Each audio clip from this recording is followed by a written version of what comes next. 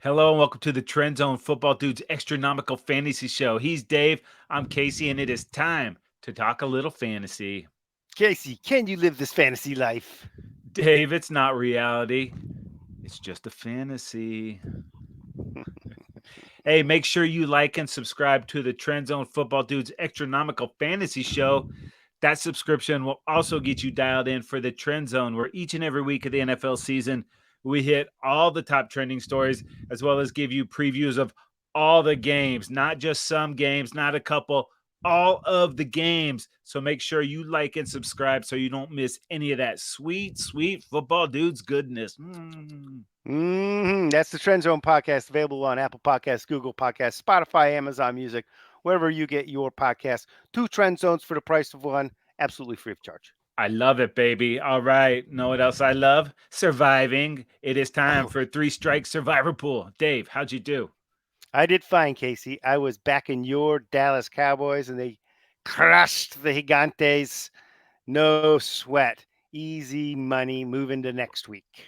Nice. I like a good stress-free weekend. I had forgotten who I picked after the weekend with all the craziness and games ending. I was like, oh shit, there's a chance I might be dead here. And I had the Pittsburgh Steelers over the Green Bay Packers. I was almost dead, but I lived to fight another day. Yes, Casey, and the most popular pick last week was, of course, the Dallas Cowboys over the New York Giants. The most popular incorrect pick, the Bengals over the Houston Texans. That was 35%.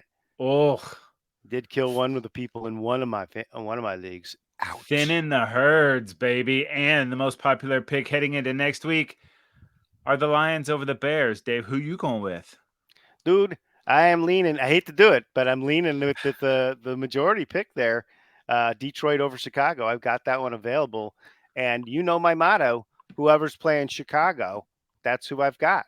That's a good motto. I think I might have to jump on that bandwagon to restore the roar and put those Bears into hibernation. All right, Dave, time for our go back fantasy starts of the week. How'd you do? No problemo, sir. I had enough buys to make it not that many choices that made any sense. And additionally, I crushed it in both leagues, getting the high score, in fact, in our league. Oh yeah, funny you should mention that because I actually have a shit ton of go backs this week. Not only did I Uh cut oh.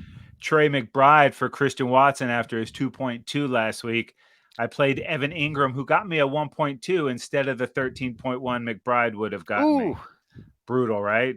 And if I brutality. had played Brian Robinson instead of Aaron Jones, I would have netted an additional 16.3 points, which would have earned me the top score of the week, Dave, and not you. But I lost. I didn't do it. So it cost me money, and I went ahead and put it right in your pocket. And Dave, Thank you. to add more insult to insult, in my other league, I went with Josh Allen and Jacoby Myers for a combined 20.48 instead of Dak Prescott and Brandon Cooks for 78.16, which would have Wow. given me almost 58 more points. And in that league, Dave, I lost my game due to that blunder. A reminder, kiddies, do not let late season apathy set in. Take your time to set your lineups, scan the waiver wire. Do not learn that lesson the hard way like I did. Yeah, Oh. Casey, because the go back machine isn't real. You don't tell me that, Dave. It's fantasy. We just gotta get a flux capacitor and then we're golden. Right. The dudes go back in time just to fix fantasy scores. We don't invest in Starbucks and Apple. We just go back and make sure our fantasy lineups are legit. But Yeah. speaking of legit lineups, if you had any of these cats in your lineup, you were stoked because it is time for total fantasy domination. Dave, give me a Just quarterback. yeah, it just so happens I did have this dude in my lineup. Dak Prescott, Casey, kicking butt. An incredible passing experience, 404 passing yards, 4 passing touchdowns, 1 pass interception, but 17 rush yards and a rush TD for Dak. What a performance for Dak. Outstanding. Oh, yeah, from my bench in my other league. But hey, this is the one time when reality trumps fantasy. Anytime I get to win, I can let everything else go. So I would take that. But how about Jameer Gibbs, baby? Oh, bolt action. against the Bolts, 77 rush yards, 2 rushing TDs, and 35 receiving yards. Ugh. Wow. Brutal. How about on the other side of that equation for the same football game, Casey? It was Keenan Allen from My Lightning Strikes and the LA Chargers having yet another dominant performance. This guy's having a phenomenal season at the age of 31, 175 receiving yards and 2 receiving touchdowns. He seems to be always open and good for a first down on a third down pretty much every time. Maybe Keenan does have a time machine. He went back and got that knee from early in college because this guy is one of the best receivers in the league. He doesn't, I don't know if we see it because we watch every game and we know because you love the Chargers, but I don't know if this guy is getting the pub that he should around the country. Top 10 receiver without question. Always open. Top 5 is an argument that could be made. But if you start to look at the stats this season alone, not like projecting into the future, but he's having a phenomenal year. Yeah, great job there by Keenan. I guess he just barely edged my CD Lamb out, but I digress. TJ Hawkinson at tight end, more bolt action, 134 yards and a receiving touchdown. Congratulations if you had members that were doing that total fantasy domination thing. We run our league through NFL.com. It is a 12-team league, non-PPR, no flex, 3 wides, 2 running backs, 6 points for a touchdown for the quarterback, as it should be. Only 5 bench spots. If you're not in a league like this, you don't know how difficult it is to turn that, to get people on, to not let players you want to leave your roster go. So it's brutal, but we also have one of the best waiver wires in the biz. Yeah, it's moved to last after claim never reset. So after a successful waiver claim, you move to the lowest waiver priority for the following week. But if you decide not to take a player on waivers, then your waiver position goes up. So there's value in using discretion and waiting around for a free agent instead of spending that waiver wire positioning on a player that you might be able to get almost as good of a player in free agency. You want that waiver positioning at the max for when you absolutely need your dude, and you can for sure get him. I'm at number 1. This is where I like to sit most of the season, Casey. I just sit back and just never use it and just sort of just hold boast on to about it. my positioning. You're precious. You just hold on to that stuff. Hey, and if you people need a little help from our commish, you can hit Dave up at footballdudesla@gmail.com. He's willing and able to help you whip your fantasy league into shape. Speaking of whipping into shape, Dave, if you got to bang the free agent waiver wire this week, what are you going to do at quarterback? Because the Falcons, the Colts, the Pats, and the Saints are all on bye this week. Yeah, so there's a pretty good chunk of teams and players that we're going to have to replace through the stream, Casey. I'm looking at Russell Wilson, dude. How about back-to-back weeks? This guy was toast, and now he's putting up pretty good performance, 20-plus points 2 weeks in a row, 5 TDs over his last 2 starts, and at least 30 rushing yards in each of his last 2 games. They seem to have righted the ship there in Denver. So, if you're in a pinch, cook with Russ. And the last 2 weeks, they beat the Chefs a bye, and now the Bills. Yeah. I wonder if it's a little too late for them. I don't think that it is. I'm going to go ahead and go with Matt Stafford. He's supposed to be back, so take this with a grain of salt. Watch what's happening with the injuries on Sunday, just in case this guy doesn't make it back. But they're playing the Seahawks in LA, and when he played those Hawks in week 1 on the road, 334 yards. So Rams are probably going to be behind in this game, probably going to have to throw it a lot. You got Puka Nacua and Cooper Kupp out there. Should light up that fantasy scoreboard. All right, Dave, let's go ahead and take a look at running backs. Yeah, I got a couple of decent ones, Casey. We talked about this guy last week, Keaton Mitchell. Had limited number of carries and a lot of productivity. He is a speed burner, dude. And unbelievably, nobody did pick him up. I thought I was going to pick him up, and I just kind of was asleep at the wheel there. I'll tell you what, though, didn't get the ball that much last week, but Standard, came up with some big plays, a 39-yard touchdown run, a 32-yard catch. I mean, if he keeps producing, they're not going to be able to stop but handing it off to this guy or getting him in the plays. Yeah, and you just want to hit double digits, especially in our league, non-PPR. If you can get 12 out of your running back, that is a win. Yeah, and also another one I want to mention, Casey Ty Chandler. We have mentioned him before. Mhm. He is obviously on that Viking squad that's sort of rebounded, and at this point with Dobbs in the mix there, it's pretty exciting. Coming back, maybe JJ in the mix down the road there, and Madison left with a concussion last week, so looks like that there's going to be more touches for Chandler. Even so, more this week. But moving forward, if he can establish himself, no reason that might not even continue. And the offense looks to be heading into the more explosive direction once Jefferson gets back. Dude, if you're able to pick up an RB1 in week 11, you are Right. completely stoked. I would love to be that cat just sitting on top of the waiver wire there with the number 1 pick. You know me, Dave. I need to make everything about the Cowboys all the time. So that's what Of I'm doing course. here. How about Rico Dowdle, dude? Mm-hmm. We've seen what this guy can do. He's had some unfortunate issues with penalties calling back some of his better plays, but we saw the explosiveness and the power out of this guy last week against the Giants. There's talk in Dallas of moving him, not RB1, but giving him some of those early carries on first and second down. Let him be the hammer, and Mm-hmm. that let TP get back to being the speed guy out there. So he Mm-hmm. is going to get more touches as we move here. Cowboys run game still is a work in progress, but Rico Dowdle early returns look pretty good. All right. Yeah, sounds good, man. Thunder and lightning there, a little like when they had Zeke eating his porridge there for the Cowboys. That's right. I don't know what Rico likes to eat. Hopefully, we find out this weekend. Maybe it's touchdowns. Yeah, All right, maybe Dave. like Jello or something. Yeah, yeah. Maybe pudding. Okay, He can that use sounds that delicious. spoon. Yeah. All right, Dave. Let's take a look at the wide receivers. All right, dude. This is going to sound homerish for myself, but Quentin Johnson, we have mentioned it before. I believe I did suggest him last week. Only 4 targets last week, but he did catch all 4 for 34 yards.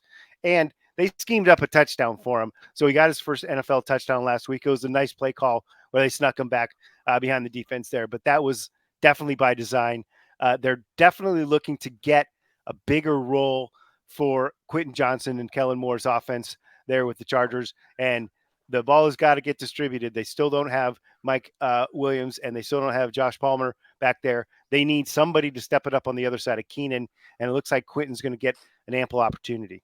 Yeah, why not throw it to the big fast guy? That's a pretty good plan. Yeah, let him break a tackle or two and hit the. There was one last week. It looked like he could have gone for like 60 or 70 yards on a touchdown. He just needed to break one tackle, and if he didn't break it. But if he did, Yeah, that is coming soon for this guy. He was yeah, insane in college. I watched him mosh all over my Sooners a couple of times. So I think it's close to that time for him. And how about Nico Collins out of the Texans? It looked like he was going to go last week, but he was a late scratch in that thing. He's still questionable, but they do expect him to play. I expect him to play. And with the way CJ Stroud is yeah, slinging it, there's got to be a handful of targets for this guy. And he was making plays early on. No reason why he's not going to be making plays late. no doubt about it, dude. That offense is cranking right now. So Mm-hmm. anybody that goes out on a route there is liable to catch a handful of balls. No doubt. All right, brother, let's go ahead and take a look at the tight end position. How about Trey McBride, Casey? I know Oh, you have a little go back machine regrets about this dude. 8 receptions, 131 yards last week versus the Falcons there, and he's obviously available in our league, which means he's probably available in yours. Uh, never know. He ever since Ertz went down there, he's had more opportunities, obviously, and now that Kyler Murray's back in the mix, does look suddenly like the whole team looks like it's got a jolt of positive offense, and so expect McBride to be featured moving forward and yeah. targeted frequently. This was my itchy click finger, Dave, that I was a little too quick to click You got on Saturday You got night. Kazi on that situation. I Next thing you did. know, Brought him in for coffee and sent him on his way. Oh, and even I was thinking it was late. I was up late. It was almost 2 in the morning. I had missed the waiver wire, so I didn't have to use it. I was like, I do need receiver help on this. And then the little devil on the other side was like, go ahead and hold on to him just in case Kyler gets it going. No, man, that's stuck. Go ahead and get your receiver. and I did, and I'm paying the price. But I do Bruh. expect Evan Ingram to bounce back. They went up against the Niners. Spinning out of control here, Dave. Another guy that was on the Foul Boys for a little bit. How about Luke Musgrave, dude? Back-to-back games with at least 50 yards. Had a touchdown, not last week, but the week before. 2 red zone targets last week. They're going to have to throw that ball quite a bit on Sunday, I'm guessing, to keep pace with your Chargers. Yep, I imagine so. All right, Dave, let's go ahead and hit these defenses real quick. All right, check it out, Casey. Lions are hosting the Bears. And yes, the Lions gave up a boatload of yards and points to the Chargers last week, but they're not playing the Chargers this week. They're playing the Bears. Okay. And it's looking like it's likely going to be Justin Fields still nursing that thumb, and it will be Bagent. So keep an eye on that part of the equation. Bagent has been very gifting with all of the interceptions he's tossed. He's also gotten sack fumbled a number of times. If it's Fields and you feel like freaking out, like, oh, that's too much for my mind, it's too much for my primitive mind to comprehend, then maybe you take a look at the Jags hosting Tennessee as a thought there. Levis was hot and then cold in his performances. And who knows, the Chargers at Green Bay.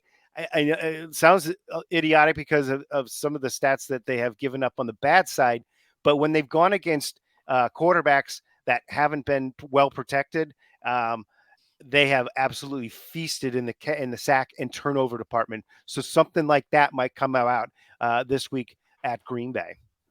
Yeah, and shockingly, this is a team that you don't think about good defense when that was kind of a staple that you thought they would have going in. I'm talking about the Commandos hosting the Giants.